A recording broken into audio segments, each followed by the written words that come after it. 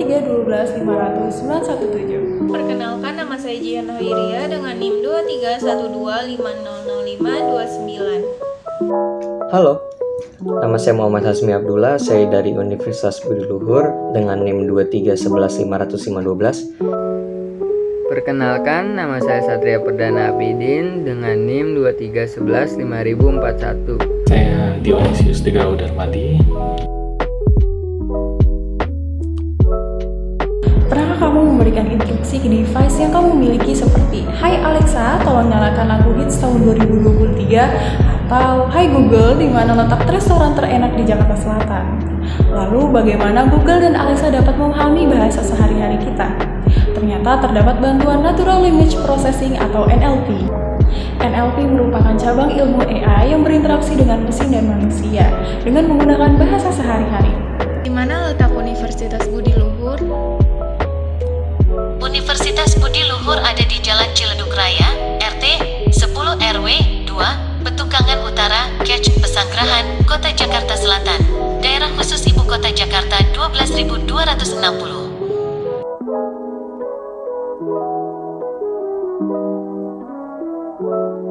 Nah, jadinya NLP itu adalah sebuah machine learning yang bertujuan untuk mengartikan, memahami, dan memanipulasi bahasa manusia.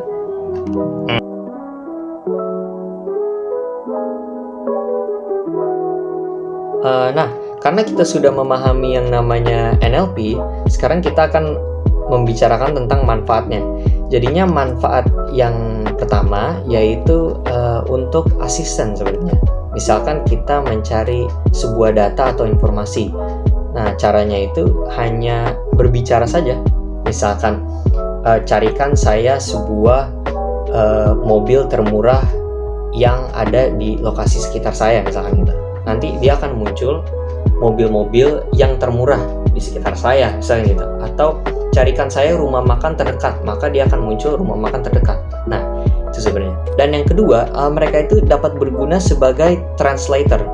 Jadinya sebagai NLP dia dapat tahu bahwa gimana cara orang itu berbicara dengan cara mengukur tone-nya atau panjang dari kalimatnya atau panjang dari katanya atau hurufnya, dan misalkan ekspresi muka dari wajah orang tersebut, misalkan dia marah atau sedih atau senang misalkan, dan itu sangat berpengaruh terhadap kalimat yang dia ucapkan.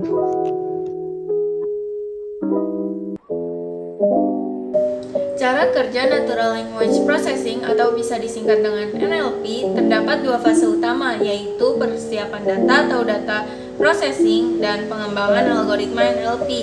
Pada fase persiapan data, teks perlu dibersihkan layaknya dalam proses data cleaning agar komputer mampu melakukan analisis.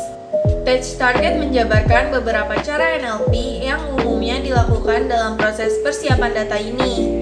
Di antaranya, 1. Tokenization, fase pemecahan teks menjadi kata-kata yang lebih simpel. 2. Stop word removal, tahap menghilangkan kata-kata umum dan menyisakan kata khusus yang mengandung informasi. 3. Lemmatization and stemming, proses menghilangkan atau memotong kata ibuhan agar kembali ke bentuk awal. 4. Part of speech tagging, proses untuk membubuhkan tanda pada tulisan sesuai dengan bagiannya, seperti kata kerja, kata sifat, kata benda, dan lain-lain. Setelah melewati fase persiapan data ini, sistem akan melakukan pengembangan algoritma baru. Algoritma ini menerapkan rules-based system dan machine learning-based system. Pada rules-based system ini menggunakan aturan linguistik yang dirancang dengan hati-hati dan komprehensif. Hal ini telah dilakukan dari awal pengembangan NLP sampai saat ini. Machine learning based system menggunakan metode statistika sampai dengan modeling.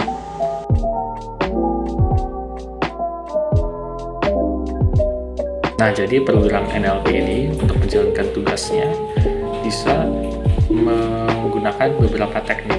Teknik yang pertama itu menandakan kelas kata berdasar dari kalimat yang sudah dimasukkan. Jadi menurut penggunaan kontekstualnya bisa diidentifikasikan mana yang kata benda, mana yang kata kerja, kata sifat, dan lain-lain. Selanjutnya ada disambiguasi makna kata, di mana mungkin di kalimat tersebut ada satu kata yang memiliki makna yang berbeda-beda, dan program ini akan mencoba mengidentifikasikan pengguna katanya dan maknanya berdasarkan konteks dari keseluruhan kalimat yang sudah diinput. Selanjutnya adalah pengenalan suara, di mana suara yang sudah diinput, ucapan yang sudah diinput bisa dipahami, aksen, ucapan yang kurang jelas, intonasi, dan penggunaan tata bahasanya. Dan selanjutnya terjemahan mesin, di mana software ini akan menerjemahkan kalimat dan suara dan ucapan yang sudah diinput dan diterjemahkan ke bahasa lain, dan sambil mempertahankan akurasi kontekstualnya. Selanjutnya adalah pengenalan entitas bernama, di mana teknik ini untuk mengidentifikasikan entitas diidentifikasikan, misalnya nama orang atau nama kota atau nama negara, dan akan ditandai sebagai entitas khusus dalam satu kalimat. Teknik yang terakhir adalah analisis sentimen, di mana program ini, software ini akan mencoba menginterpretasikan emosi yang disampaikan oleh data tekstual yang sudah diinput. Saya akan menjelaskan tentang contoh penggunaan NLP atau disebut juga Natural Language Processing. Contoh yang pertama adalah pemrosesan teks. Misalnya, pengguna NLP untuk menganalisis sentimen dari ulasan pelanggan online. Dengan menganalisis teks, sistem dapat menentukan apakah ulasan tersebut positif, negatif, atau netral. Contoh yang kedua, penerjemahan bahasa. Google Translate adalah contoh aplikasi yang menggunakan NLP untuk menerjemahkan teks dari satu bahasa ke bahasa lainnya dengan cepat. Contoh yang ketiga, asisten virtual seperti Alexa, Siri, atau Google Assistant menggunakan NLP untuk memahami dan merespon perintah lisan pengguna. Mereka dapat memproses permintaan, menjawab pertanyaan, dan melakukan tugas tertentu berdasarkan perintah lisan. Contoh yang keempat, pengenalan ucapan. NLP digunakan dalam sistem pengenalan ucapan yang memungkinkan komputer untuk mengenali dan memahami ucapan manusia. Contoh yang kelima, ringkasan teks otomatis. NLP dapat digunakan untuk membuat ringkasan otomatis dari teks panjang, mengidentifikasi poin penting tanpa memerlukan keterlibatan manusia secara langsung. Contoh yang keenam, analisis teks medis. NLP dapat membantu dalam menganalisis catatan medis untuk mendeteksi pola atau informasi penting yang bisa membantu dalam diagnosis atau perawatan pasien.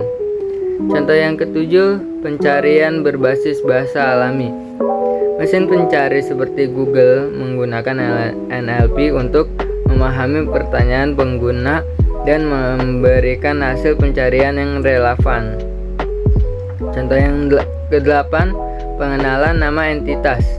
NLP dapat digunakan untuk mengenali nama orang, tempat, tanggal, dan informasi penting lainnya dalam teks, memungkinkan untuk ekstraksi informasi yang lebih baik dari dokumen. Itu saja beberapa contoh semua bagaimana NLP digunakan untuk memproses dan memahami bahasa manusia, membantu dalam berbagai aplikasi dan skenario di kehidupan sehari-hari. Itu saja yang dapat saya sampaikan tentang contoh penggunaan NLP dalam kehidupan sehari-hari. Sekian, terima kasih.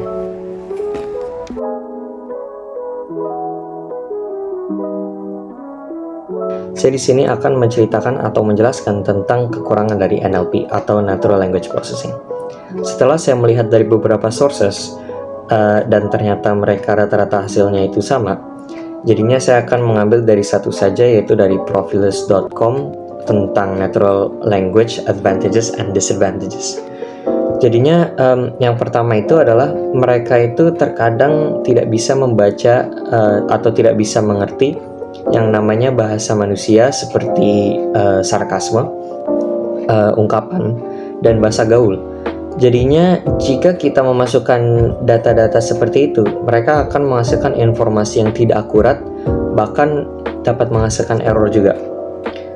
Yang kedua, mereka itu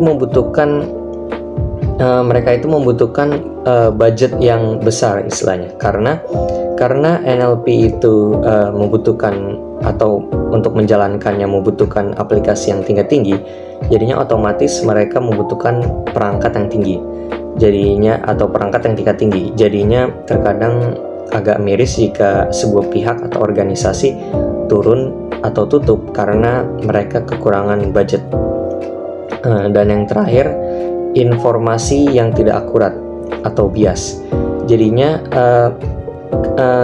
jika sebuah pihak atau organisasi memberi asupan kepada NLP-nya itu datanya berupa yang tidak akurat atau bias, ya otomatis mereka akan menghasilkan data yang tidak akurat dan bias juga.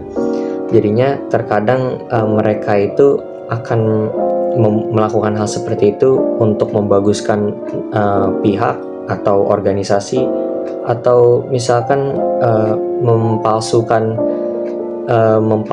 informasi tentang perusahaan tersebut atau pihak tersebut istilahnya. Jadinya itu saja yang saya bisa sampaikan. Terima kasih.